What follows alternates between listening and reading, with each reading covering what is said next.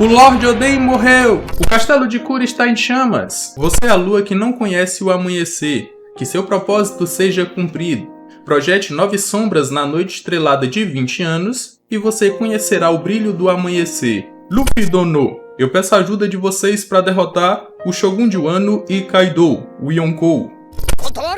Você é o que, Moon? Só um manda-chuva? Tem opinião própria? Você não é o cara em comando? Você não é o comandante de todos esses homens incríveis? E você vai apenas ficar parado aí chorando?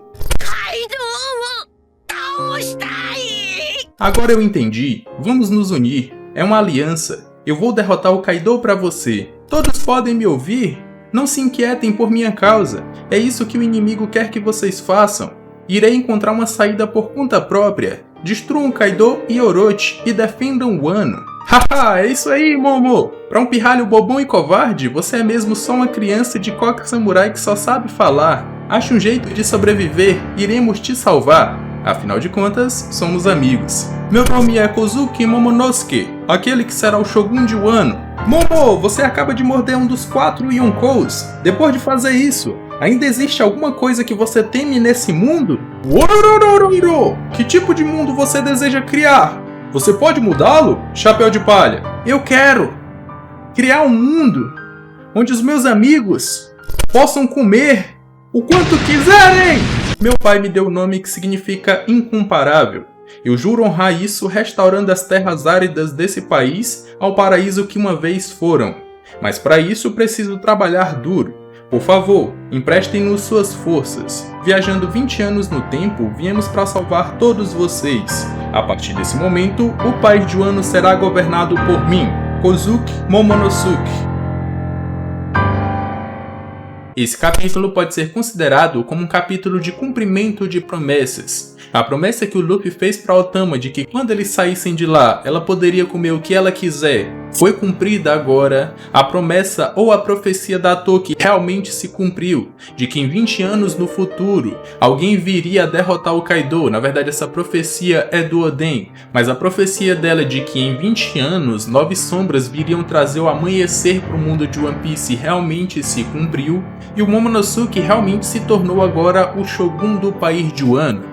Ele se tornou aquele que vai sustentar o país de Wano em seus ombros. É sobre isso que nós vamos comentar nesse capítulo aqui, e se você ficou curioso, segue comigo e acompanhe esse vídeo até o final. Fala galera, meu nome é Lucas e no vídeo de hoje nós vamos comentar sobre o capítulo 1051. O Momonosuke realmente se tornou o Shogun do país de Wano, e o título desse capítulo é O Shogun do país de Wano, Kozuki Momonosuke. Mas antes do capítulo realmente começar, nós temos que comentar sobre a história de capa da Germa 66. Eles estão comprovando que realmente é fácil conseguir entrar no território da Big Mom, no território de um Yonkou, fazer a algazarra que eles quiserem e sair como se nada tivesse acontecido, porque o Ichiji e a Reiju conseguiram resgatar o Niji e o Yonji, então eles estão fugindo agora. Será que vai ter alguém que vá tentar impedi-los? Se o Katakuri aparecer, ele pode conseguir. O Cracker, será que ele consegue? Eu acredito que tenha grande possibilidade também, porque seus poderes são bem apelões. E se ele não mostrar sua verdadeira face, é impossível ou é quase impossível de derrotá-lo, porque os seus biscoitos são muito resistentes e são inúmeros. O capítulo começa com todo mundo da capital das flores espantados, porque a profecia da Toki realmente se cumpriu. Nós temos aqui 9 sombras que vieram trazer o amanhecer para o mundo de One Piece, e são os retentores, ou fazem o papel dos retentores do novo Shogun do país de Wano. Aqui a gente não vê a formação original, porque ainda faltam o Ashura Doji, o Kanjuro e o Izou. No lugar deles dois, quem está completando ou está fazendo o seu papel é a Hiyori e a Shinobu.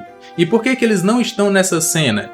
Eu entendo que o Izou não queira participar dessa cena porque ele não se vê mais como um dos retentores do Oden. Quando seu Lorde precisou, ele não estava lá, mesmo que ele tenha vindo participar dessa guerra. E a gente ainda pode imaginar que, com seu último ferimento, existe uma grande possibilidade de que ele tenha vindo a morrer. Eu acho improvável, mas pode ter acontecido. Da mesma forma, nós temos o Ashura Doji. Desde que ele se explodiu com aquela cópia do Oden, ele não apareceu mais. Então existe uma grande possibilidade de que ele tenha morrido. Se existe muita gente perguntando cadê o peso dessa guerra porque não houve mortes, a gente pode imaginar que, pelo lado da Aliança, podem ter tido essas duas mortes, que são muito pesadas e são de personagens até então importantes para essa trama. Então todo mundo sentiria a morte e o sacrifício deles para o amanhecer do país de Wano. Enquanto isso acontece, nós temos a primeira interação da Yamato com os outros Mugiwaras. E ela fala que vai entrar pro bando como uma Mugiwara também, só que o Luffy ainda não confirmou. Aqui a gente tem a reação de cada um dos Mugiwaras em relação a ela entrar no bando ou não. A gente tem ali o espanto da Nami e do Sop, nós temos um Frank se questionando se realmente vai acontecer, os mais taradões que são o Sanji e o Brook gostando e aceitando já de cara, a Robin achando interessante porque assim como ela entrou pro bando se oferecendo, a Yamato também está se oferecendo a entrar pro bando. E temos o Jinbei, que é o único racional do bando, falando que só vai ser convencido após a confirmação do capitão. Um ponto interessante aqui é que ela fala ou se apresenta como Oden, mas que podem chamá-la de Yamato. Em uma primeira leitura, eu imaginei que ela não entraria pro bando enquanto ela não se aceitasse como Yamato. Só que lendo o capítulo, eu entendo, ou eu imagino que ela já se aceite como Yamato. E ser Oden para ela é ser livre, ou significa liberdade. Então ela vai entrar pro bando como Oden, mas não como o Oden em si e pessoa. Ela não vai entrar como Kozuki Oden em pessoa. Vai entrar como Oden livre, ou com significado de liberdade. Porque agora ela está livre para fazer aquilo que ela quiser e realizar o seu sonho, que é navegar pelos mares. Então existe uma grande possibilidade de que ela entre pro bando também. Assim como a Robin se ofereceu para entrar pro bando porque não tinha mais para onde ir, ela está se oferecendo para o bando porque também não tem mais para onde ir. O que prendia ela no país de Wano era o seu pai. Agora ela não tem mais ele foi derrotado e agora ela está livre para ter suas aventuras, para conhecer o mundo assim como ela sempre sonhou. A partir daí nós temos um foco na Otama em toda a sua trajetória até esse momento. Desde a perda dos seus pais, desde a fome que ela passou, desde o seu trabalho fazendo chapéus para que ela pudesse se manter viva, até o momento presente, onde realmente a promessa do Luffy, ou a promessa que o Luffy fez para ela no início de Wano se cumpriu. Aqui não tem como não se emocionar com todo o seu passado, com toda a sua história. E que realmente agora ela pode ser uma pessoa livre para comer aquilo que ela quiser, para não passar mais fome, não ter que trabalhar para se sustentar. Ela nos explica como funciona o seu poder, e isso é muito interessante porque uma menina meiga como ela não deveria ter um poder que obriga outras pessoas a fazerem aquilo que ela quer para sempre, porque essa aí seria uma amarra que ela estaria colocando em outros animais, coisa que o Shogun ou que o Orochi estava fazendo com todo o país de Wano. Então seu poder só funciona por durante mais ou menos ali de um mês. Após isso, as criaturas podem escolher se querem ficar com ela ou se querem ir embora.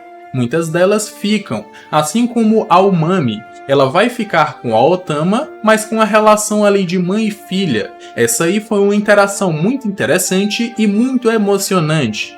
Isso aí pode quebrar a teoria de que a Otama possa entrar para os Mugiwaras. Agora ela tem uma pessoa que pode considerar uma mãe, que vai cuidar dela a partir desse ponto. E o Oda já falou em algum SBS ou alguma entrevista que eu não consigo lembrar, de que o contrário de aventura é a sua mãe. A sua mãe é aquela que te protege e impede que possam acontecer coisas com você. A aventura é aquela que te espreme, que te faz lutar até suas últimas forças para seguir em frente. Então se a Otama agora tem alguém para chamar de mãe, ela não vai poder entrar pro bando dos chapéus de palha, pelo menos não por agora. Só quando ela realmente se tornar uma Kunoichi muito bela, o Luffy pode aparecer por lá e pegá-la como uma nova integrante. A partir daí nós temos todo o discurso de uma criança no corpo de um homem, de uma criança que agora vai se tornar o Shogun do país de Wano e que vai carregar todo o país em suas costas. Uma criança que não sabe do futuro, mas sabe que tem garra para enfrentar todas as adversidades e tornar o país um lugar ou paraíso que era lá no começo, antes da família Kurozumi e do Kaido tornarem esse país um inferno. Nesse discurso, ele não esquece de citar seus amigos, seus valorosos companheiros que conseguiu ao longo da sua jornada. e que só foi mediante a eles que juntos eles conseguiram tirar o Kaido e o Orochi do poder do país de Wano. Com as palavras do Luffy em sua mente de que agora ele não deve temer mais nada, ele começa a citar o seu discurso, um discurso que é muito impactante, que não parece o Momonosuke que a gente conhecia ou aquele Momonosuke chorão, por mais que seja a mesma pessoa ou a mesma criança, só que no corpo de um adulto. Com a sua aparência shed, que só faltou ali a sua calvície característica para ficar mais bonito, ele finalmente se torna o novo Shogun do país de Wano e liberta o país das garras de Orochi e das garras do Kaido. Agora todo mundo é livre, as festanças vão continuar. As pessoas agora vão comer e beber o quanto quiserem e não precisam mais pagar para isso. Todo mundo é livre. E enquanto ele fala isso e vai para o castelo dos Shoguns, ou para o castelo que realmente pertence à família Kozuki, todo mundo está em prantos, em lágrimas, felizes por finalmente estarem livres. E o narrador nos dá uma informação que é bem interessante, e a gente pode levar como verdade, porque ele é a nossa principal fonte de informação dentro da história. Ele fala: pétalas de cerejeira dançam em um céu futuro, no qual os guerreiros finalmente podem descansar suas lâminas. Um homem com apenas 8 anos de idade observa seu progresso, enquanto sente o ar noturno das cerejeiras da renomada Terra dos Samurais. Ele não tem muita força física, mas compensa com a sua devoção ao seu dever e a sua compaixão ilimitada. Aqui nasce Kozuki Momonosuke, aquele que mais tarde será conhecido pelo mundo inteiro como o grande Shogun do país de Wano.